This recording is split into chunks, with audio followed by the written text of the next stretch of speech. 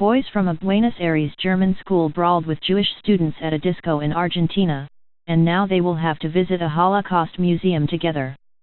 The visit was decided on by outraged school authorities and parents. Argentinian media report that the fight erupted in Bariloche, an Andean tourism center, after some Linus Oeste German schoolboys sported Hitler mustaches and Nazi swastikas on their bodies. They will go on an educational trip to the Holocaust Museum in Buenos Aires. 3 of the Linus Oeste boys were immediately sent back to Buenos Aires from the resort city. The brawl took place during a fancy dress party at a disco on Tuesday night. Parents of students from the Ort Jewish school in Buenos Aires said the 3 from Linus Oeste had provoked and insulted Ort boys with their pro-Nazi gesture. The director of the Linus Oeste German school, Silvia Fazio, apologized for the students' behavior, saying those students must understand that this is wrong, that this must never happen again, and that it is totally abhorrent. A number of wanted Nazi war criminals fled to Argentina after World War II, and were sheltered by far-right Argentinian military officers. Bariloche has decades-old German links.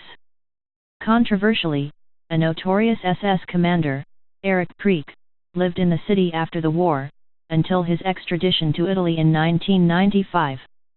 The Argentinian news website La Nación said, in Spanish, that the 2 school groups had shared activities on the trip to Bariloche and had stayed at neighboring hotels. President Gustavo Sokol of the Holocaust Museum condemned the anti-Semitic incident, in remarks to the Jewish news agency, AJN. A joke can lead to the most horrific things in history. He and the German ambassador, Bernhard Graf von Waldersee, discussed the idea of organizing a discussion at the museum for the students involved. Through education we must show those boys that this is a very serious issue, he said. Argentina's education minister, Esteban Bullrich, told the Clarín newspaper, in Spanish, that it was a deplorable incident. This happened because of inadequate education, he said. It was a case of discrimination, exclusion, and intolerance. Therefore we must work inside the school, and outside it, because this is not an isolated case.